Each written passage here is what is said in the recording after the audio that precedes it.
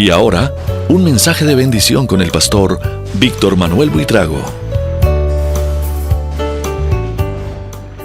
Amantísimo Señor, estamos aquí para estudiar una vez más tu palabra y para que tu Espíritu Santo nos ayude y nos enseñe. Tu palabra dice que seamos mansos y humildes como lo eres tú, y te rogamos que tú nos ayudes, Señor, a ser mansos y humildes, que cada día nuestra vida, Señor, sea para la gloria de tu nombre. Te ruego que nos ayudes para que el fruto del Espíritu Santo se manifieste con mayor facilidad en nuestra vida y de esta manera poder ser mansos y humildes, Señor. Gracias porque tú siempre provees las herramientas para que nosotros logremos y alcancemos lo que tu palabra pide y exige de nosotros. Y yo quiero, Señor, que tú me vuelvas cada día más manso y más humilde. Por eso te ruego, Señor, que obres en mi mente y en mi corazón en este momento, y también en la mente y en el corazón de aquellos que ven esta meditación. Señor, glorifícate en cada uno de nosotros. Te lo rogamos en el nombre de Cristo Jesús. Amén y amén. Muy bien, me alegra estar aquí con ustedes una vez más para tener una palabra de meditación. Y hoy quiero tocar otra de las bienaventuranzas. Hace poco estuve hablando de una de las bienaventuranzas. Ahora voy a tocar otra de las bienaventuranzas que está en Mateo capítulo 5 versículos 10 al 12. Bienaventurados los que padecen persecución por causa de la justicia, porque de ellos es el reino de los cielos. Bienaventurados sois cuando por mi causa os vituperen y os persigan y digan toda clase de mal contra vosotros mintiendo. Gozaos y alegraos, porque vuestro galardón es grande en los cielos, porque así persiguieron a los profetas que fueron antes de vosotros. Perseguidos por hacer lo que Dios requiere. Las otras 7 bienaventuranzas nos hablan del carácter del cristiano, pero esta nos habla de la forma de vida que nos rodeará. Para nadie es un secreto la persecución que se ha dado a través de la historia del cristianismo sobre el pueblo cristiano.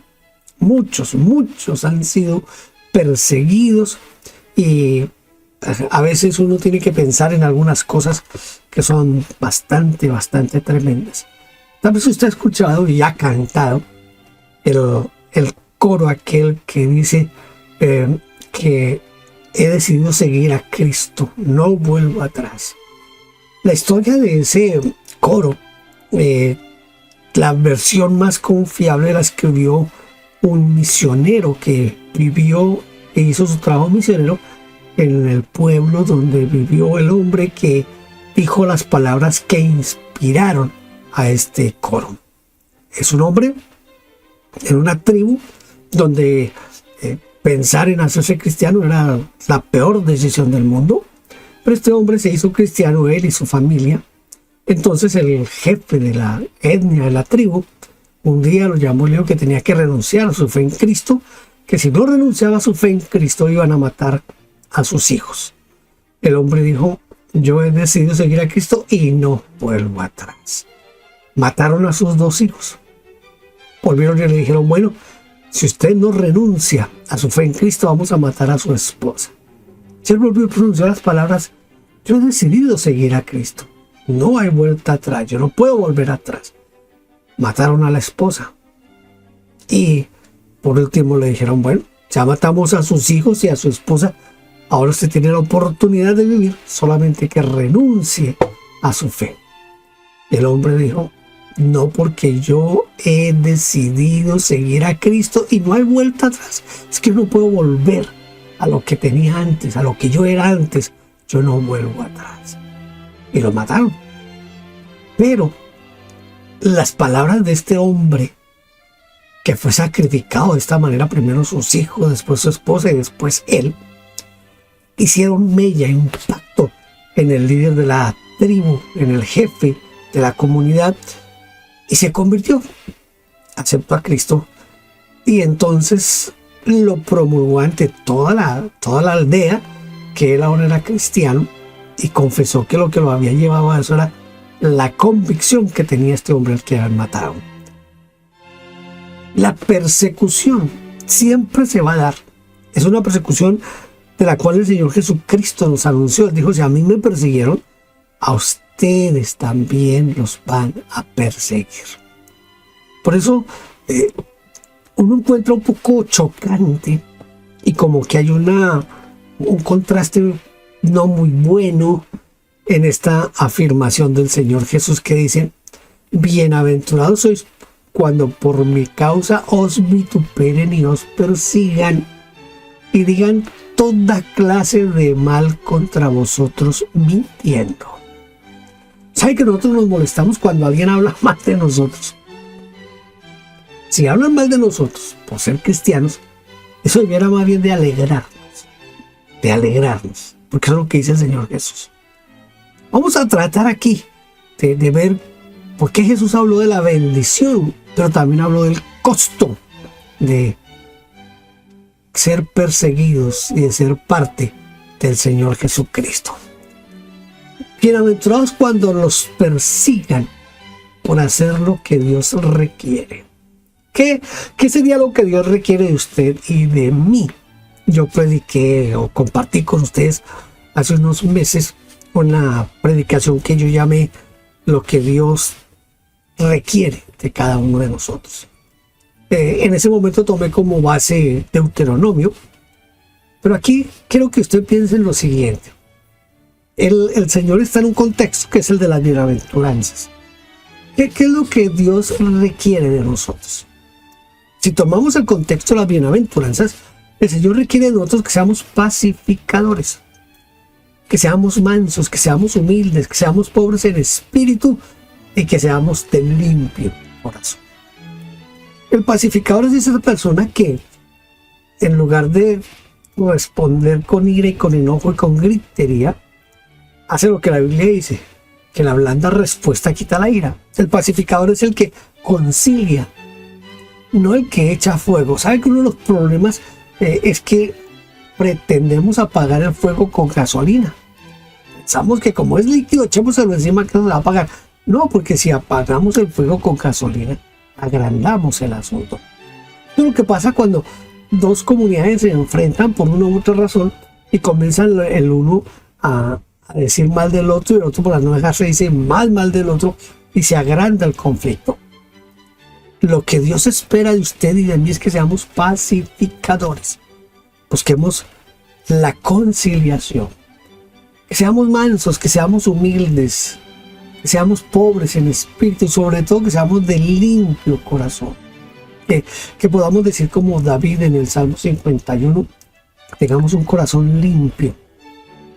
Si algo importante en nuestra vida es tener un corazón limpio. Dios requiere de nosotros también que nosotros nos apartemos, nos separemos de la iniquidad, del pecado, de la fornicación, de la corrupción. Hoy en día es muy difícil encontrar personas honestas y por el contrario, la mayoría de gobiernos, especialmente los gobiernos latinoamericanos, están llenos de corrupción. Bueno, eso pasa en todas partes, aún aquí en Norteamérica hay mucha corrupción. Y aquí también está ese problema de que el primer ministro dijo esto al candidato conservador y que el NDP está también contra el candidato conservador y que el candidato conservador está contra los liberales y contra los del NDP. Se forman ese tipo de problemas. No hay gente pacificadora y la mayoría de esos conflictos se dan porque se denuncian corrupciones de un lado y del otro. La corrupción. Aún dentro de la iglesia hay corrupción. Aún dentro de la iglesia hay corrupción. Hace un tiempo a un pastor de los Estados Unidos, la misma congregación lo denunció porque ellos vieron que se estaba perdiendo el dinero. Pusieron una cámara en la oficina del pastor y cuando ya todos los hermanos de la iglesia se habían ido, el pastor abría el lugar donde depositaban los diezmos y las ofrendas y sacaba una cantidad y se la ponía en la cartera, en el bolsillo, y lo acusaron de robar, no recuerdo la cifra, pero estuvo demandado, fue a la corte, un pastor robando a su propia iglesia. Eso es corrupción. Aparte de pensar en la cantidad de pastores que engañan al pueblo para sacarles el dinero con diferentes artimañas, usan la Biblia para sacarle a la gente el dinero, para quedarse con las propiedades de la gente.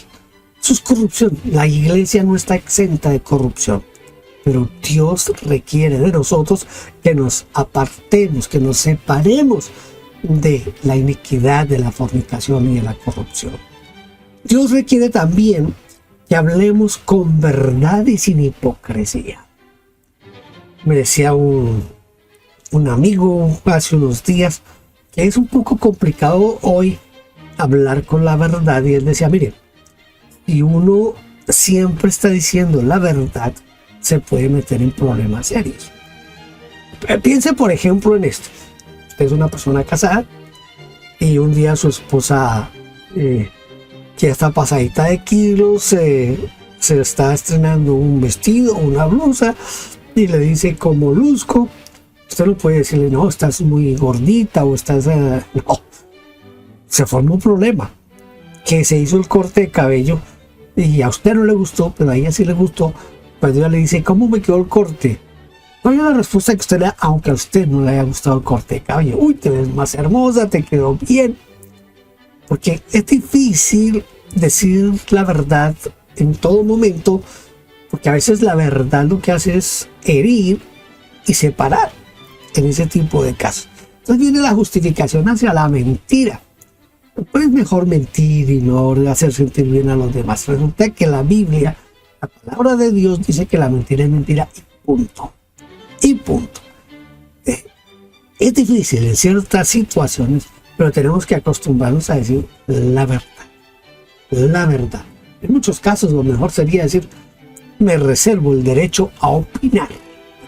Y se evita o no ese tipo de problemas. Aunque con solo decir eso, ya está mostrando que no está dentro de sus planes o dentro de sus gustos lo que le están mostrando. Pero la verdad, porque necesitamos hablar con verdad y sin hipocresía. Porque somos muy hipócritas. Somos muy hipócritas con el pastor, somos muy hipócritas con los hermanos de la iglesia, somos hipócritas con nuestros compañeros de trabajo, con nuestros vecinos, con nuestros compañeros de clase. Estamos en un mundo donde la hipocresía ya es como aceptada socialmente, la mentira es aceptada socialmente. Pero eso no quiere decir que si la mayoría están de acuerdo en algo, esa es la decisión de Dios. No. Dios tiene parámetros que no los va a cambiar, que no va a correr las líneas, porque el hombre no quiere.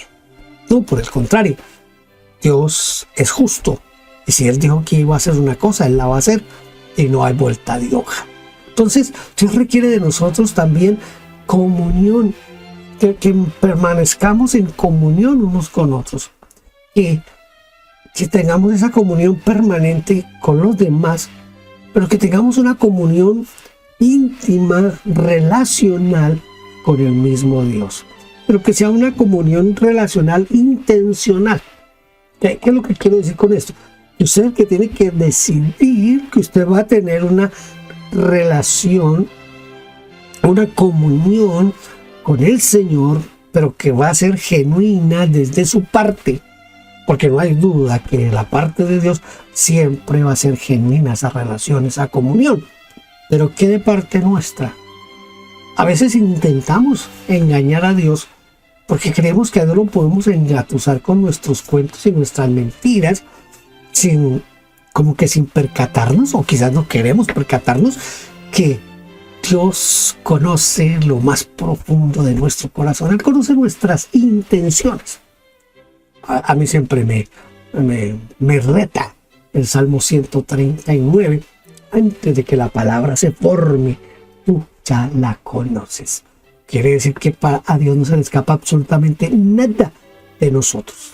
Entonces la comunión, que es una comunión intencional, esa relación intencional con Dios, es que yo voy a ser honesto, transparente para con Dios.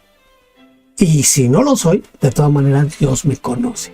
Entonces, por eso digo que tiene que ser intencional. Soy yo quien tengo que decidir que de aquí en adelante, cada vez que yo vaya a hablar con Dios, a Dios no le puedo ocultar nada, vamos a hablar genuinamente desde nuestro corazón, desde nuestra alma.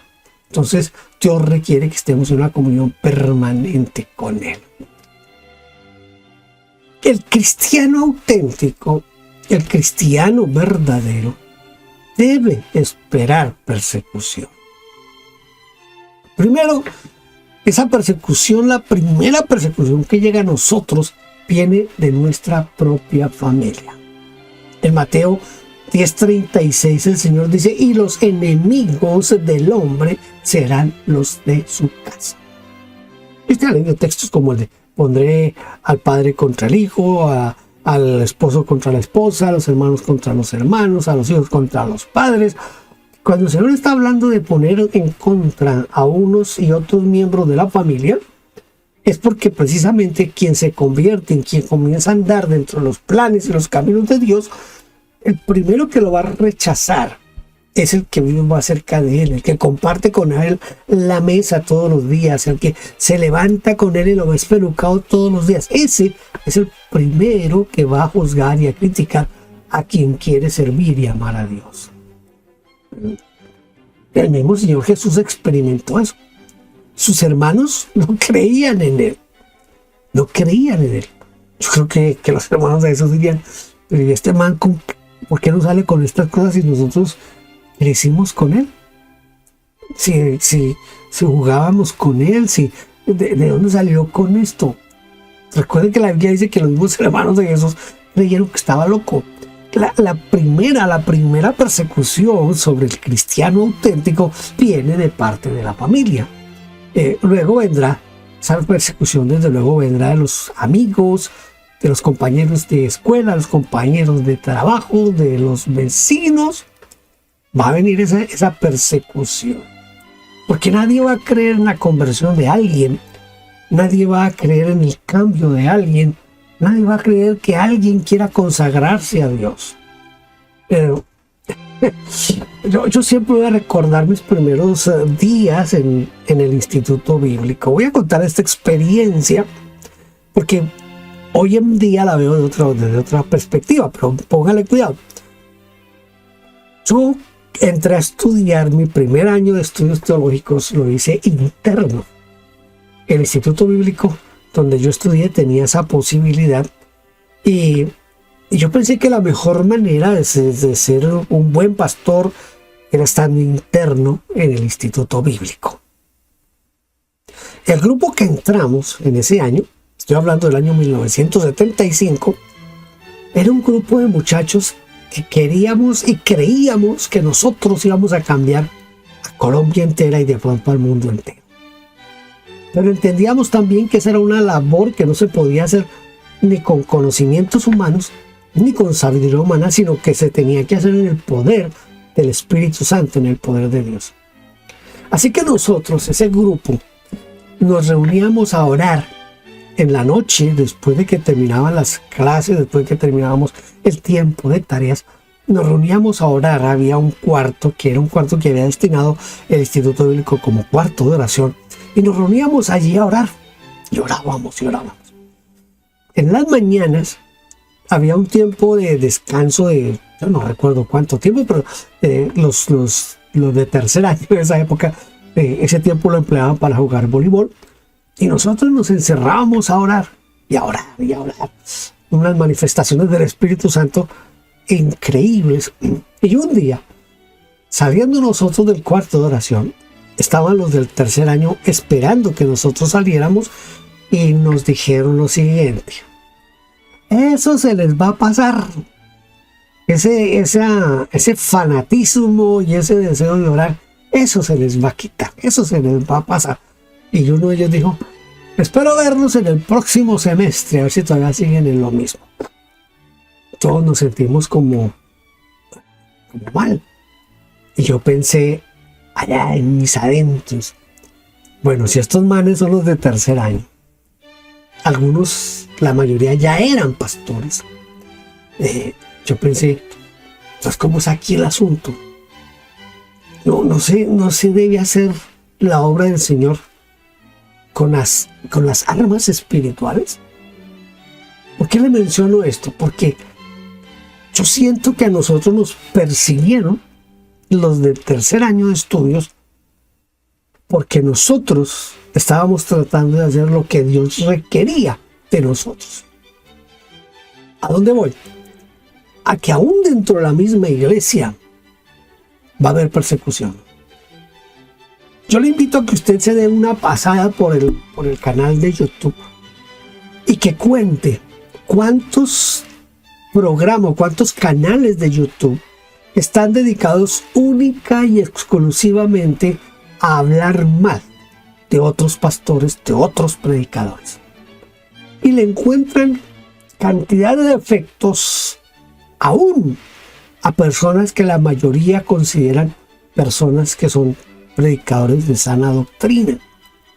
Pero esos canales están dedicados a encontrar las fallas, ya sea en la doctrina que predican, ya sea en la forma que predican, en la forma en que se visten, en la forma en que tienen la liturgia en su iglesia. Pero algo les encuentran. ¿Quién está persiguiendo a quién? Es la iglesia persiguiendo a la iglesia.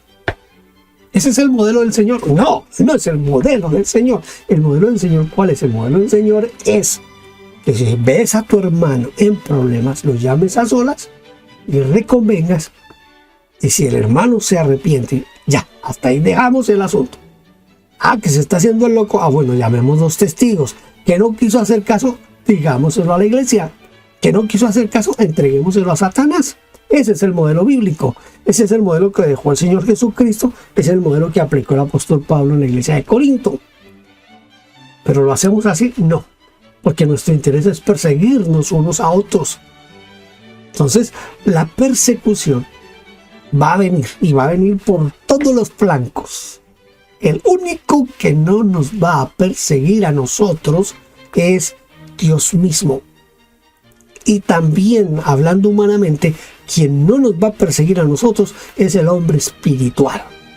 Porque el hombre espiritual no entra en ese tipo de asuntos. Entonces la persecución va a venir por todos los flancos.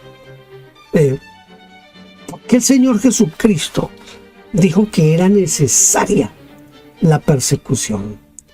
Yo estuve pensando un poquito en eso y traté de ver algunos modelos de persecución y vi cómo esos modelos de persecución a la iglesia terminaron en avivamiento. Mire, la iglesia en Jerusalén es perseguida y tienen que irse.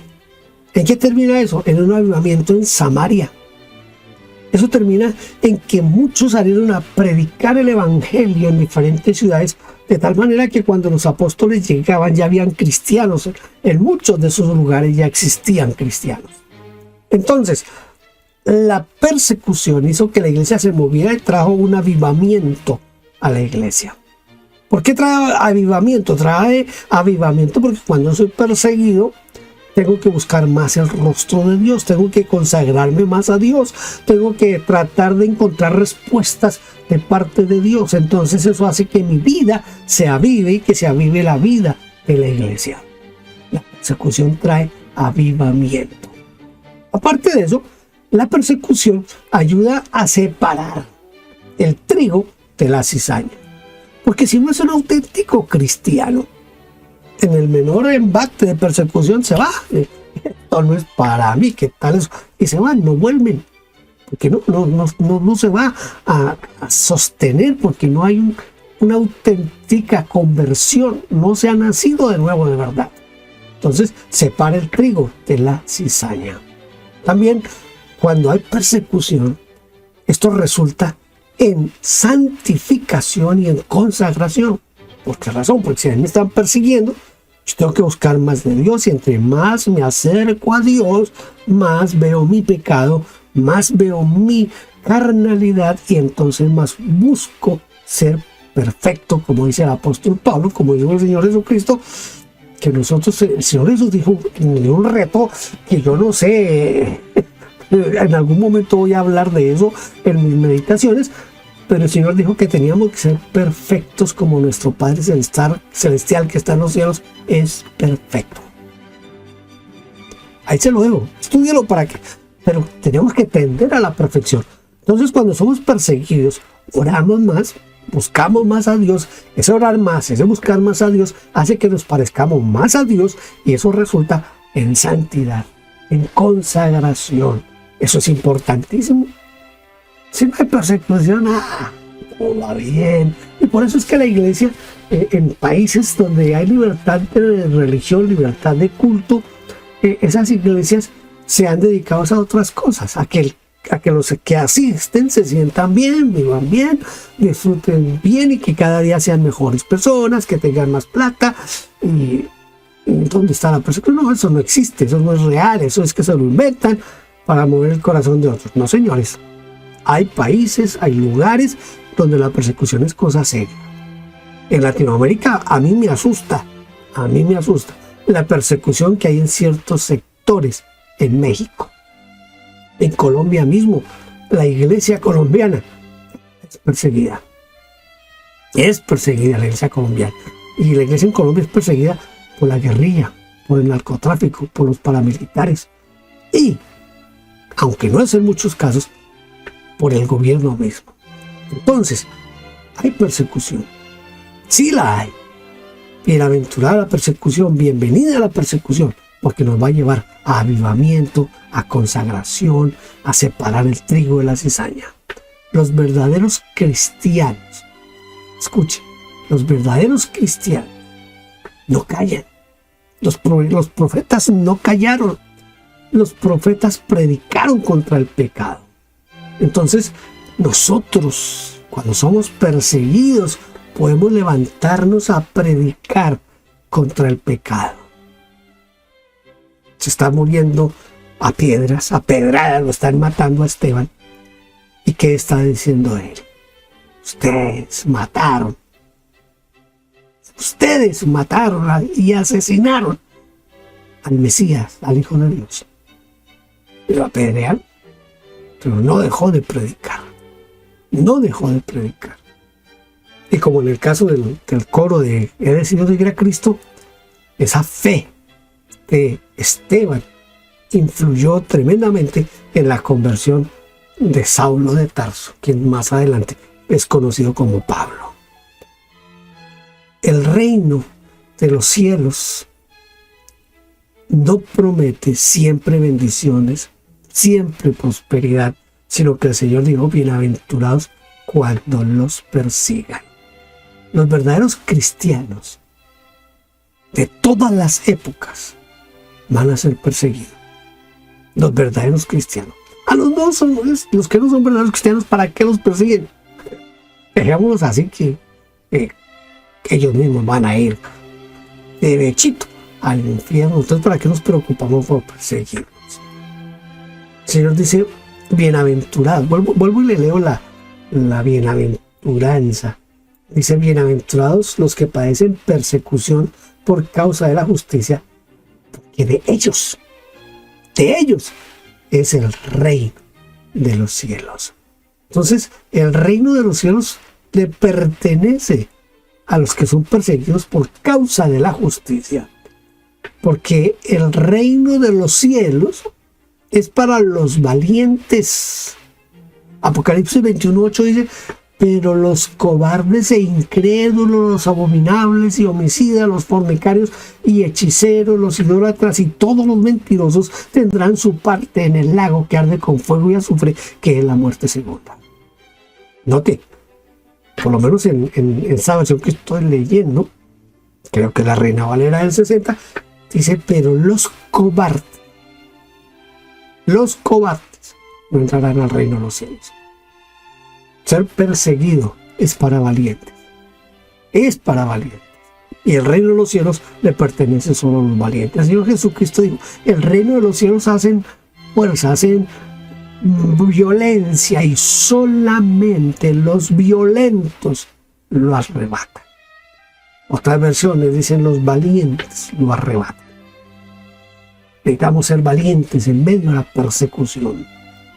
Así que cuando usted se sienta perseguido, diga, bienvenida a la persecución.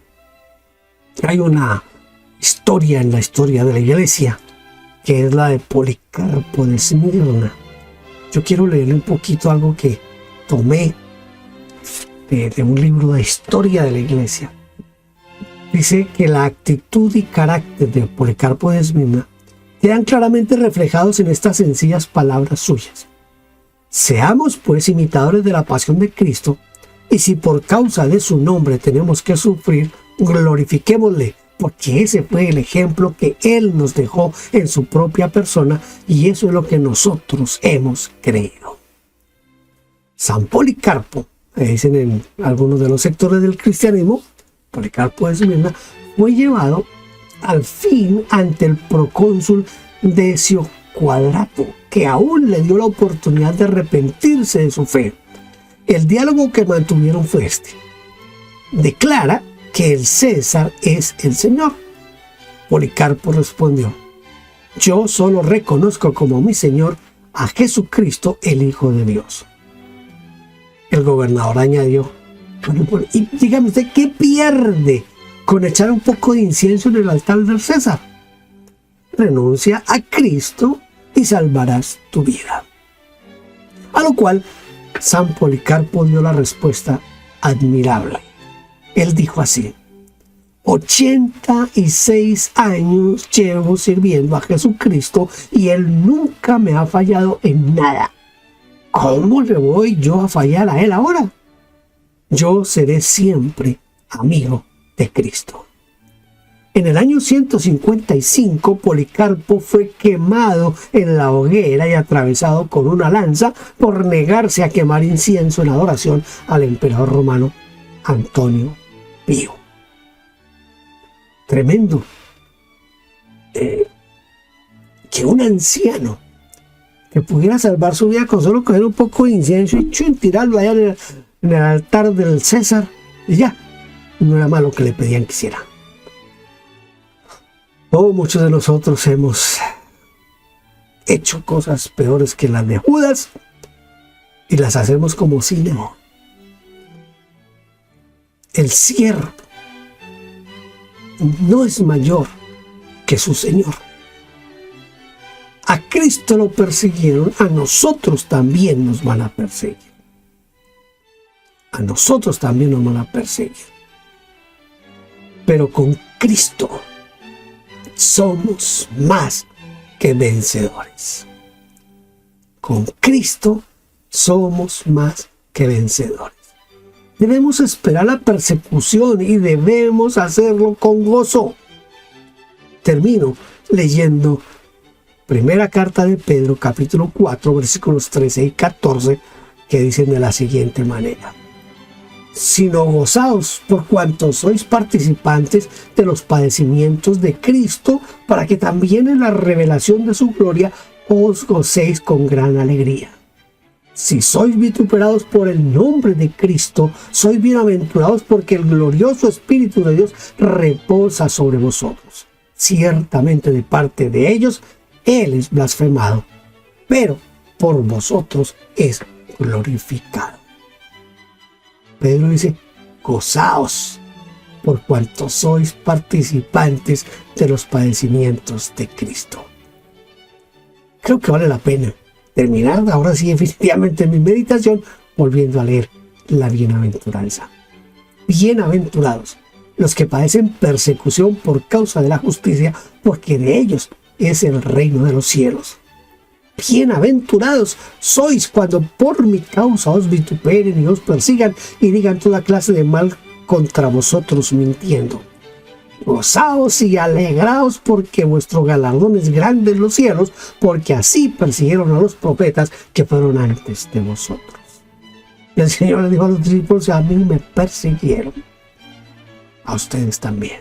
Padre, yo te suplico en este momento, que cuando venga el momento de la persecución, Señor, así que sea por más leve que sea, yo te ruego que me ayudes a ver que esa persecución es permitida por tu soberanía y por tu gracia, para que yo crezca, para que yo profundice mi comunión contigo, para que yo sea más santo, para que yo sea más puro, Señor, y para alegrarme y gozarme de que estoy siendo partícipe también de tus sufrimientos cuando yo soy perseguido. Como dijo el apóstol Pablo, para completar esos sufrimientos en ti, Señor.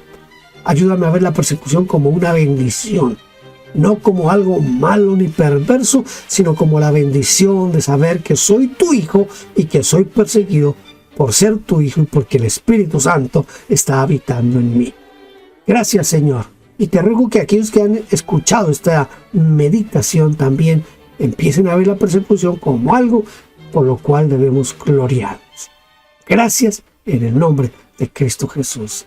Amén y amén. Ha sido un privilegio compartir con usted. Espero que Dios le bendiga cada día más y más y más. Bendiciones. Gracias por vernos. No olvide suscribirse, dar like y tocar la campanita. Dios le bendiga.